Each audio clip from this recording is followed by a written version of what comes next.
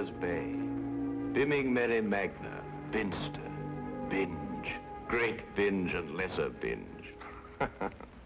Amazing. What's amazing? The names of our English villages, Watson. What foreigner reading these could ever think of us as stiff and sober-minded people?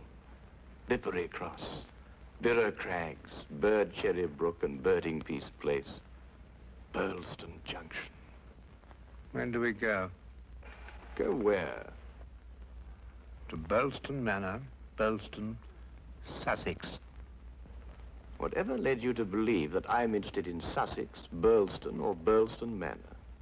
No doubt you saw the account of the rather gruesome murder of Squire John Douglas. Quite so. The case has interesting features. But at the moment, I'm more interested in the fly fishing possibilities in the neighborhood of Burlston. Ah, that would be the Arun. Runs within 2 or 3 miles of the manor house. Hmm? What manor house? Burlston, the home of the late Squire Douglas. Oh, yes, I remember. I believe he was quite a fisherman. The moat is 40 feet wide. 40 feet wide? Well. Good Lord. He could probably fish from his bedroom window.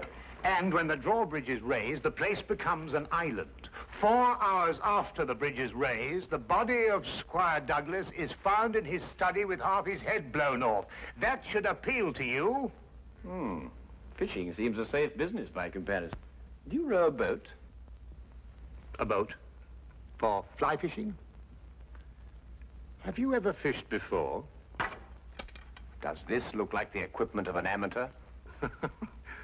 Odd word. Which? Equipment. All the fishermen I've ever known talk about their tackle. What do you deduce from that, Holmes? Obvious. Your fishing friends either lack experience or vocabulary. We deep-sea fishermen are in the equipment class.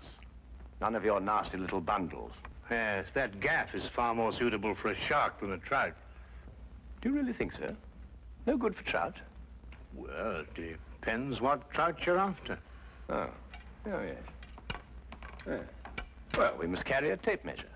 A tape measure? What on earth for? To measure our catch, of course. To measure our catch and throw back the little ones. A good rule in life, Watson. Always remember to throw back the little ones. You think our prey will count as a big one or a little one? Well, hardly as big as Squire Douglas, lying dead in his castle, surrounded by his moat. Holmes, you've been analyzing this case. Well, you know, I haven't got enough data yet for analysis, really. Do you think it could be an accident? What, with a sawn-off shotgun? And the triggers of both barrels wired together? Murder, eh? Yes, possibly. What do you mean by possibly? Don't sit there, man. That may be opportunity knocking. Oh.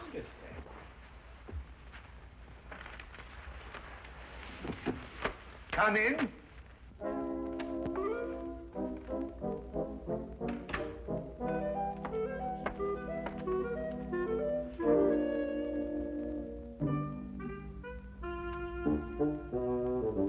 Mr. Sherlock The fisherman. Hold on! Oh, come on! Blowing me! No, In there, boy. But it's only a little one. Would you like it, Watson?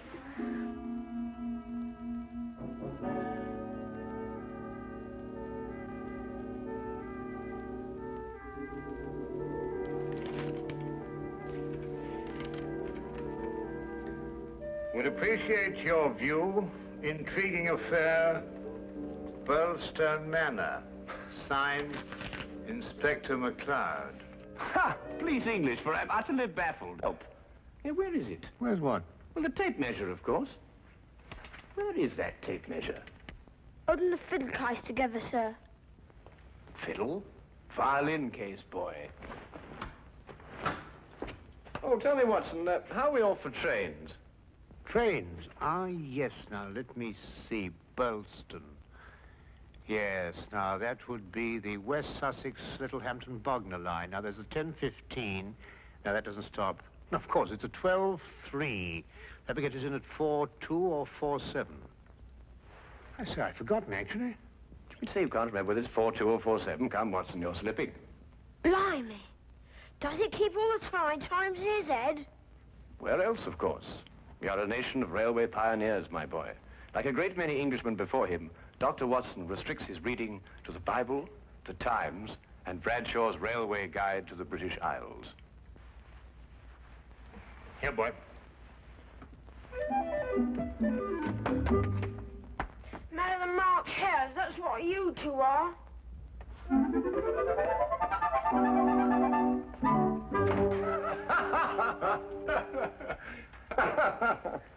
I say, Watson, have you seen my weekend bag anywhere? I suspect it's under the stairs. Mrs. Hudson got very tired of seeing it lying about. Oh, good. Well, that means it hasn't been unpacked anyway. I assume not. Excellent. Then everything is ready.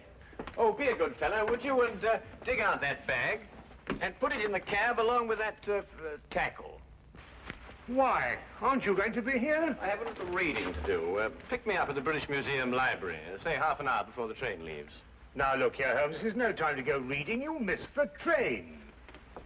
I cannot vouch for the punctuality of Dr. Watson or the reliability of the company's steam engines, but I, for one, propose to be at Burlston Halt at 4:02 p.m. precisely.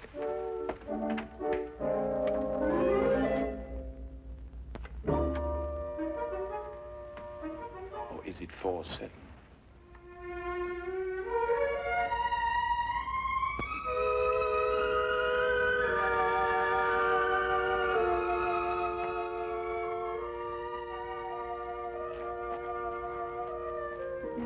It was a nice piece of work, if I say so myself. The entire story hung on a spider's thread. A spider's thread? Exactly. Huh. Yeah, it sounds interesting, Inspector. Now perhaps you'll start at the beginning. Simply stated, the castle, as you'll see, has a moat. And when it's up, as it was at the time of the murder, it's a sealed fortress. Who was in the castle at the time of the crime? The murdered man's wife, Mrs. Douglas, and a foreign friend, John Morell. Just those two? And the servants, but we've been able to rule them out completely. And from your description of the house, it would have to be one of them. Either Mrs. Douglas, or this friend of hers, Morell, or both of them. They tried to make it appear as though someone had broken into the house and then dived through the windows to swim the moat. But you disproved it. Completely. How? I'll tell you when we get there. This murder weapon, a sawn-off shotgun, I believe. An odd weapon, that. And a foreign gun, too. 3 letters on the barrel. P-E-N. Aha, a larger P with a flourish over it, followed by a smaller E and N. That's right. Ah, the Pennsylvania Small Arms Company, the famous American firm. That's perfect. That's all I need. You mean you need additional evidence? Well, Mr. Holmes, every little helps, you know. Then your case against Morell is not complete. It's complete as far as... How did you know Morell is the murderer? How did you know? He has to be. Why? He's the only one who could be. Suppose I were to tell you that Morell is not your murderer. How do you know? Yes, Holmes. How do you know? Why didn't you arrest him? Well, He doesn't act like a murderer. Ah, he's too self-confident, eh? That's right. Seems to be daring you to arrest him. Yes. How do you know all this? Holmes, do you know this man Morell? Fascinating. Fascinating. The case has suddenly assumed the most astounding proportions and the most astonishing challenge, Watson.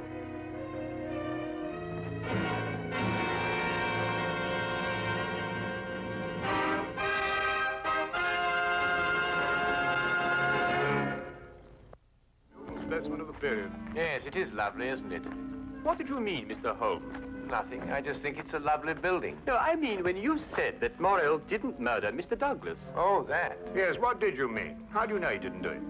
Well, if he didn't do it, she did. You're jumping again, McCloud. You're jumping. But it has to be one or the other. Does it really? What's he talking about? Well, don't you know? No, I don't know. If 2 people are in a sealed house with a murdered man, one of them has to be a murderer. That's common sense. Ah, but is it logical? What do you mean? Is it logical? I don't know, but Holmes says that all the time. I was hoping you might be able to tell me.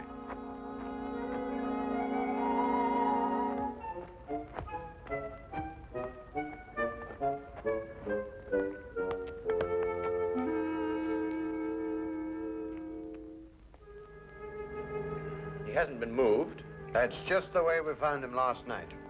Watson? Of course, death was instantaneous. I should say so. The charge was not fired directly into the face, as the newspapers account have it. Uh-huh. I'd say the blast came from below and that the gun was almost vertical. Excellent, Watson. Excellent. May I see this shotgun, McLeod? Holmes, look at this. Good Lord. Wait, it's a brand like cattle. Well, how old would you say it was? Have you got your glass there? Yes. Thank you.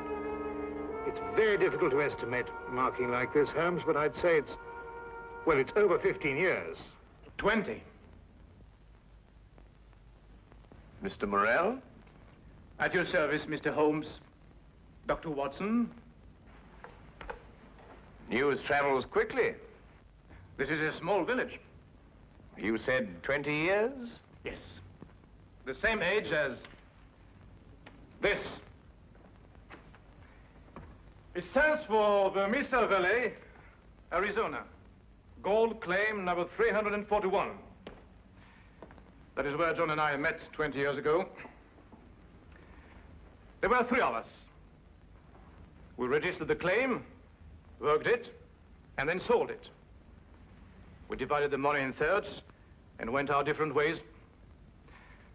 2 years ago, I looked John up here and stayed on. I liked it. And the third partner? He lost his money, and I believe his mind. He came to believe that we had cheated him. And he swore to kill us 10 years ago. Why didn't he? He couldn't find us. No, we didn't have the same names at the time. Do you think your old partner could have done that? I don't know, Mr. Holmes. I am not the detective. True. True. Well, we must bear that in mind. You tried to make it appear as though another man had been here and went out through the window. Did I? He tried to build an elaborate story. A man of his size was seen passing through the village wearing a loud tweed topcoat and a wide-brimmed hat. He was heading this way. On the window ledge, there is a footprint in blood, indicating, of course, that the murderer dived through the window and swam the moat. But he didn't. How do you know? Because, Mr. Morrell, outside that window and just a few feet down is a very large and at least a month-old spider's web. Anyone jumping or diving through the window would have to pass through the web. And no one did. Well done, McLeod. Well done. A spider's web. The English police have the most amazing allies, I must say. Now that you have made your deductions, Mr. MacLeod, exactly what do they mean to me? For the moment, nothing. But I suggest you do not leave the castle grounds. And if I try to live?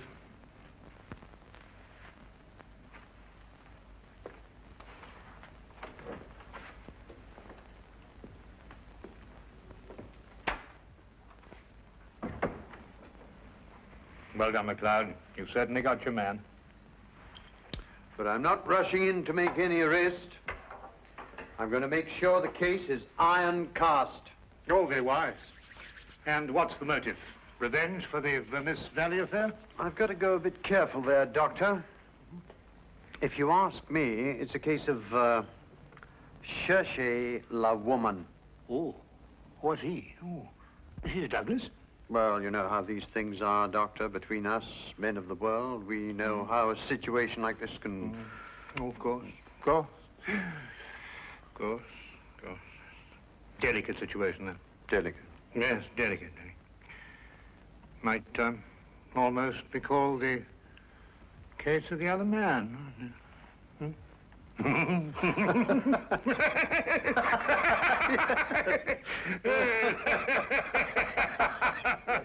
The other dumbbell.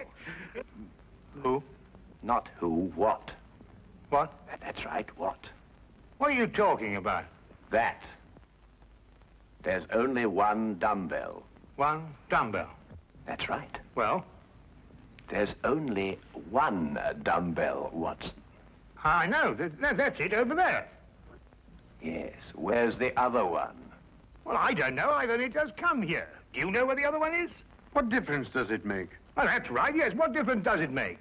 Maybe there is only one dumbbell. One dumbbell? But they come in twos. Perhaps he only had one. Watson, do you mean to tell me that you can stand there, surrounded by all these athletic trophies, and suggest to me that such a man would only use one dumbbell? Well, what difference does it make? Yes, what difference does it make? Well, if you two are convinced that you can solve the case with the aid of a convenient spider, I'm going fishing. You're what? Oh, he's going fishing. He's brought his tackle. Why? To catch fish. Then I take it you're satisfied with my analysis of the crime. Find the dumbbell. Hang the dumbbell! You can't hang him until you find him. Who? The man who took the dumbbell.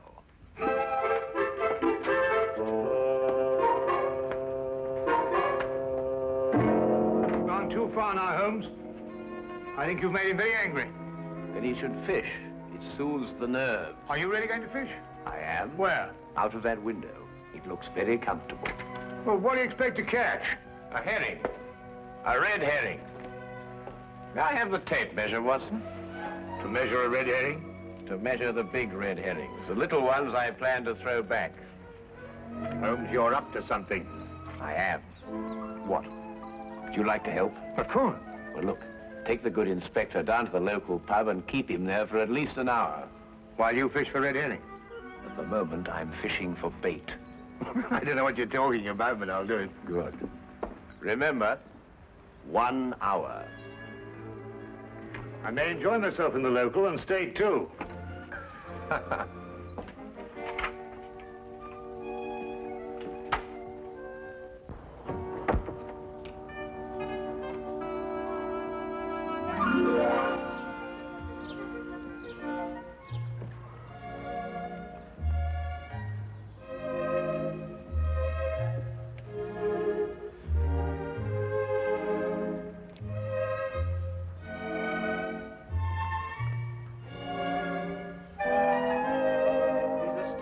That Holmes. What do you think he's been doing? There's no guessing with him. For all we know, he may really have been fishing. Perhaps we should have given him more time. He's been an hour. That's all he asked for. Yes, that's right enough. Inspector McLeod. Hello, Sergeant. Have you seen Mr. Holmes? I certainly have, sir. What's wrong? You know the staircase in that room? Huh? Mr. Holmes was sliding down them banisters. He was what? That's right, sir. Sliding down the banisters he was. Well, he was probably investigating something. Probably. Well, let's ask him. There must be some reason behind it. Good afternoon, gentlemen.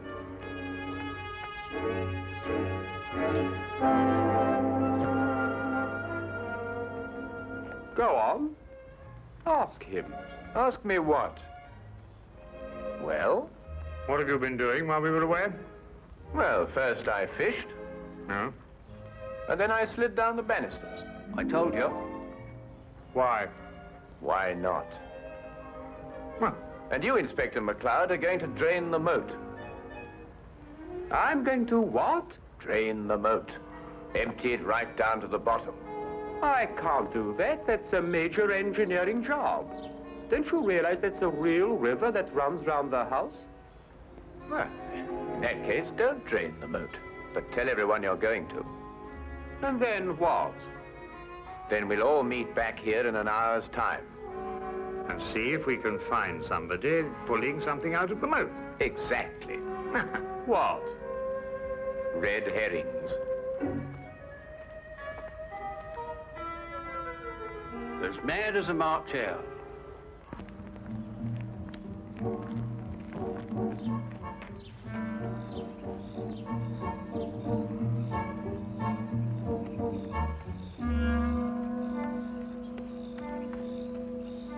How much longer? Not much. You're certain everyone believes they're going to drain the moat? I don't know who believes it, but everyone knows I said it. Do you think someone will come to the murder room? Someone has been in it for some time. How do you know? The lights are out. Because I left them on.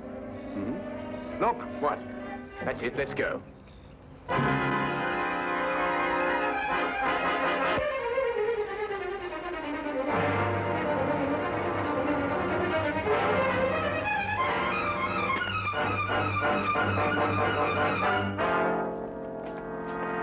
Oh, excuse me. What are you using for bait?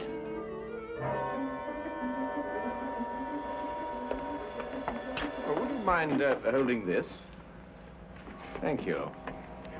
What clothes did you say the stranger was wearing, McLeod? A loud tweed topcoat and a wide-brimmed hat. Like these?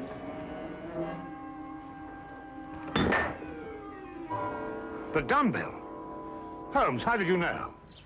When you're working near water, Watson, and a heavy object has disappeared, you may conclude, until you can prove otherwise, that it has been used to prevent some object from rising to the surface. All right, Morell. You're under arrest for the murder of John Douglas. It is my duty to warn you that anything you say may be taken down and used in evidence... No, McLeod. You haven't got it at all. What? This gentleman didn't kill John Douglas because John Douglas isn't dead. He isn't what? Dead. The man whose body you discovered in here is the very man who came back to... No, you're not with me, are you, McLeod? Would you tell him, please? These clothes belong to our third partner. The man who's been searching for you for 10 years. Yes. He found us and arrived here with a shotgun. He and John struggled, and the shot went off. That explains the vertical angle of the blast. In the ensuing struggle, the gun went off. I heard the report and ran down immediately. I timed it from your room. 15 seconds if you run, and 10 seconds if you slide down the banisters. I ran. I thought you would. John was panic-stricken when he saw what he had done. I got the idea to change their identities. But then where is Douglas? With the aid of my tape measure, I was able to ascertain that there is a hollow space behind that wall. I imagine it conceals a passage under the moat. Yes, Mr. Holmes, it does. And John has had a 36-hour head start. We'll stop him. I told him you would. I'll issue orders for the apprehension of Mr. Douglas, and we'll talk about your part in this, sir, in the morning. You have conspired to conceal evidence. I'll still be here in the morning, Inspector.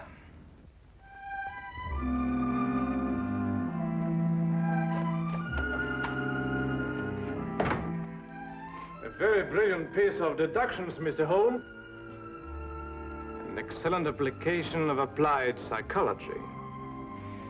I haven't been tricked many times in my life. You must remember that the next time you become involved with murder. And you can now continue your fishing in a more normal manner. Fishing? No, I don't care for it, really. Unless it's deep sea, of course. Yes. But in the absence of an ocean in the immediate vicinity, I think we'd better start back to Baker Street immediately. Well, now, there's a 9:13 or a 10:23. The 10:23 will hold us up at Tunbridge quite a while, while it waits to connect. Thank you, Mr. Holmes. Ah, not at all.